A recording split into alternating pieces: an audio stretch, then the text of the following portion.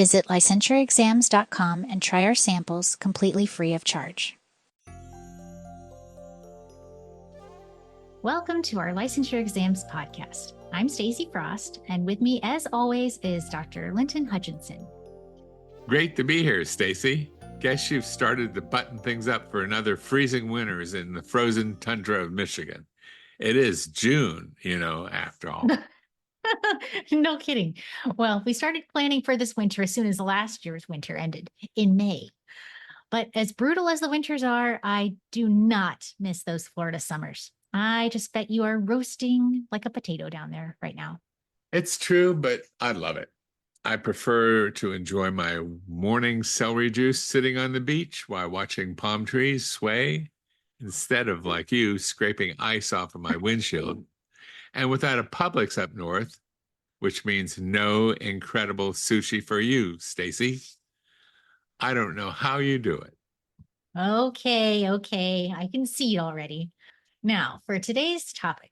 This episode is part of our Demystifying Disorders series, where we'll be examining Frotteuristic disorder, a paraphilic disorder involving recurrent, intense sexual arousal from touching or rubbing against a non-consenting person. This is definitely one of the more rare and lesser-known disorders of the DSM-5-TR, but one that you might find and encounter on your exam or in your daily practice. So it's important to understand the diagnostic criteria, associated features, and evidence-based treatments. Now, you know me, Linton. I find the history of these disorders fascinating. So before we jump directly into how Frotteuristic disorder is diagnosed today, let's take a little quick trip back in time to the late 1800s. Okay, and before we do that, what is your favorite diagnosis after all? Oh, gosh. Well, I still stand by, you asked me this over 10 years ago, and I still think the most interesting one is factitious disorder.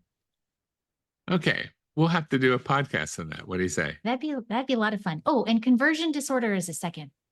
Let's take a quick trip back to the late 1880s, like you're suggesting, in Germany. What do you say? Jawohl.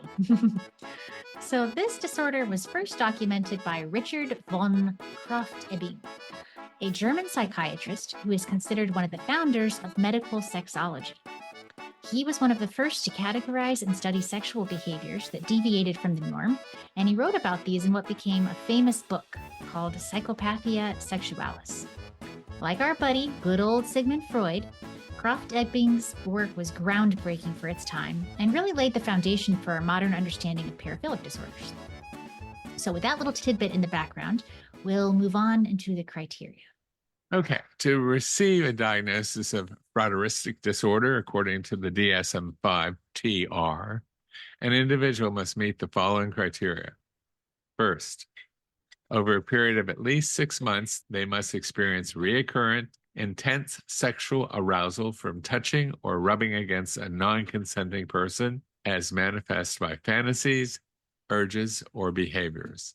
And second, they must have acted on these sexual urges with a non-consenting person, or the sexual urges or fantasies must cause clinically significant distress or functional impairment. All right, well, what if they have these urges, but they've neither acted on them, nor do the urges cause significant problems in their life? Can you still make the diagnosis? No, dear, no.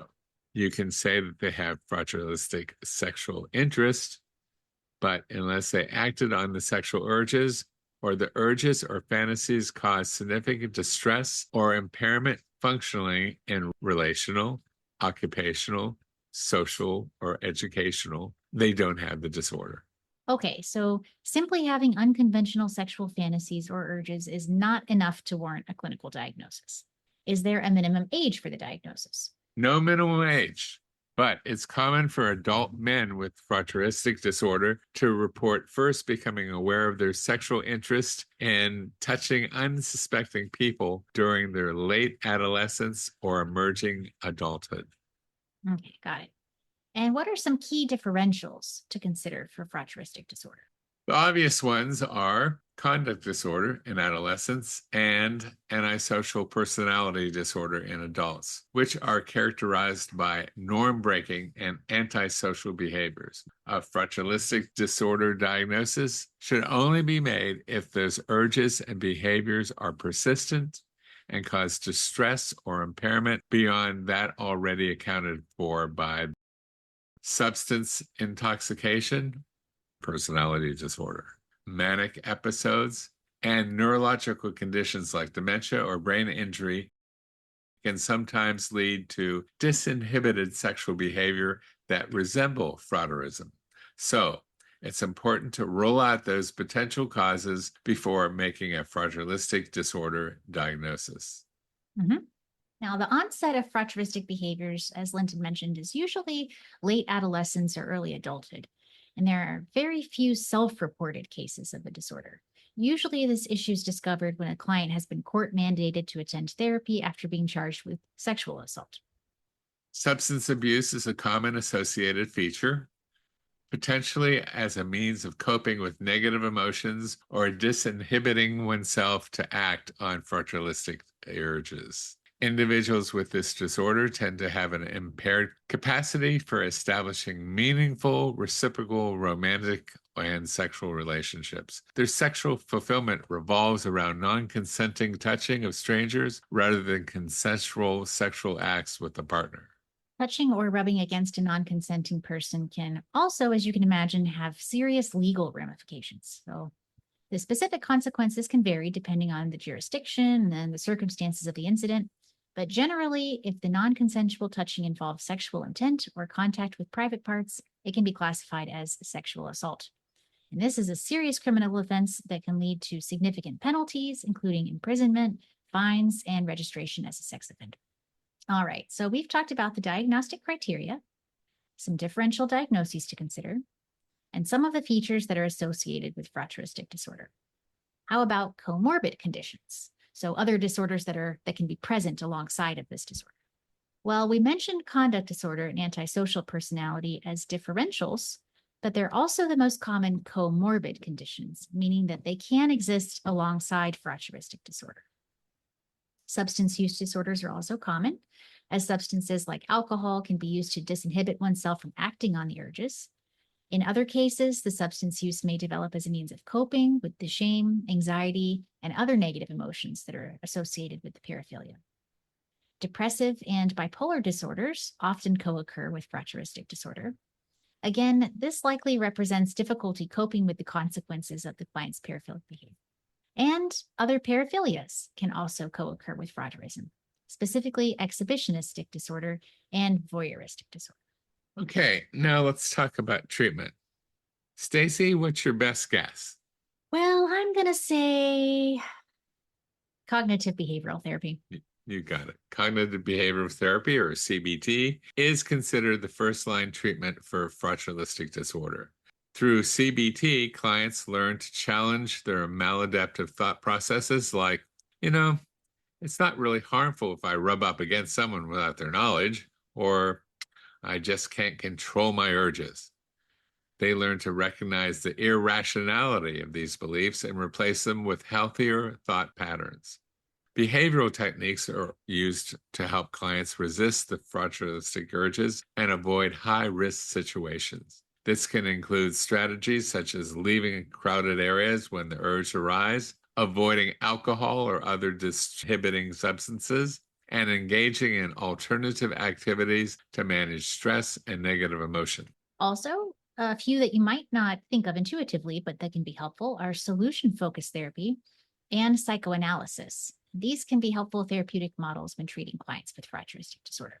With solution-focused therapy, you collaborate with the client to establish clear, specific, and achievable goals that focus on behavior changes, such as reducing the frequency of urges or increasing control over impulses. You want to frame goals positively, what the client will do, rather than negatively, what they won't do. A variety of techniques can be used in solution-focused therapy for this, including asking the miracle question, which helps identify the client's vision of a problem-free future and potential solutions. For example, you might ask, If you woke up tomorrow and your Frotteuristic urges were completely manageable, what would be different in your life? Scaling questions, which can help to track progress and identify small improvements. For example, you might ask the client, on a scale of 0 to 10, where 0 is the worst that your urges have ever been and 10 is complete control, where are you today? Then you have exception-seeking questions, which allow you to identify existing coping strategies and resources. For example, can you tell me about a time when you successfully resisted an urge? And coping questions, which help clients recognize their strengths and resilience. For example, how have you managed to keep the problem from getting worse? Now, with solution-focused therapy, it's important to offer genuine praise for the client's efforts and successes, no matter how small they seem. This reinforces positive behaviors and builds self-efficacy. And lastly, I think we have psychoanalytic techniques that are typically applied over a very, very long-term therapeutic relationship, often involving multiple sessions per week over a series of years. The goal is to achieve deep structural changes in the client's psyche, addressing the root causes of the Frotteuristic disorder rather than just managing symptoms. So the psychoanalytic techniques are free association. This is when the client speaks freely about whatever comes to mind without censoring their thoughts. This uncovers unconscious thoughts and feelings related to the disorder, while the therapist listens for patterns, recurring themes, or significant memories. My favorite, dream analysis. And this is the process where the client shares and discusses their dreams in detail. The therapist helps interpret symbolic meanings related to this disorder to help reveal repressed desires or unresolved conflicts contributing to their urges. Analysis of transference. Why do we let the client project feelings about significant others onto us? We do this to analyze their projections, to understand the client's relational patterns and reveal how early relationships influence their current sexual behaviors. Use of interpretation. Interpretation is the process of offering insights into the unconscious motivations behind Frotteuristic behaviors to help the client become aware of hidden thoughts and feelings. The objective is to connect past experience with current symptoms. Analysis of resistance. This is when you identify and explore the client's reluctance to discuss certain topics. This may reveal deeply buried shame or trauma related to the disorder. And exploring childhood experiences. By conducting a detailed examination of early life events and family dynamics, you may uncover the root causes of Frotteuristic tendencies and resolve the conflicts driving the behavior. That's great. And a few other approaches that you might employ with a client with Frotteuristic disorder are aversion therapy, which involves using aversive stimuli, that means unpleasant images or smells, for example, to create a negative association with the Frotteuristic behavior. Another approach using covert sensitization, which is where you pair the Frotteuristic behavior with vividly imagined negative consequences to reduce the behavior. And sexual addiction treatment approaches like referring the client to programs like Sex Addicts Anonymous for additional support and accountability, and facilitating group therapy sessions where clients can share experiences and learn from others with similar issues. Okay, let's consider a case study to illustrate how the treatment principles can be applied in practice. So let's consider a client named Marcus. He's 32 years old, and he's court mandated to therapy with you after being arrested for rubbing his genitals against a woman on a crowded subway. He reports a 10-year history of this kind of behavior, which has escalated in frequency and intrusiveness over time. In therapy, you teach Marcus to identify the distorted beliefs underlying his behavior, like, women secretly enjoy being touched by strangers. Or, what's the problem? I'm not really hurting anyone. As his therapist, you help him challenge these beliefs by considering the negative impact of his behavior on his victims and himself. Now, these are examples of cognitive restructuring, in which you as the therapist identify and challenge the distorted beliefs that justify or minimize the behavior. Marcus also learns in therapy to recognize his frotteuristic urges as they arise, and you help him develop a plan for coping with these urges without acting on them, perhaps involving exiting crowded public spaces when he experiences the urges, and practicing relaxation techniques like deep breathing. And as we close out today's episode, let's review some of the main points about frotteuristic disorder that you'll need for your exam.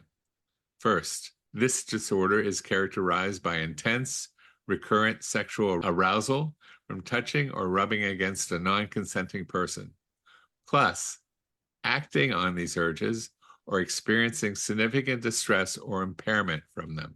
Lack of consent is the key to the diagnostic feature. Associated features include substance abuse and difficulty with reciprocal romantic relationships. Common comorbidities include antisocial personality disorder, substance use disorder, and depressive and bipolar disorders. Other paraphilic disorders may also co-occur. Finally, the main evidence-based treatment is cognitive behavioral therapy, which targets distorted beliefs and behavioral urges. Solution-focused therapy and psychoanalysis also show merit in treating this disorder. Behavioral methods such as aversion therapy and covert sensitization may also be effective. All right. Well, thank you so much for joining us, everyone. As you study for your exam, always remember, it's in there. It's in there.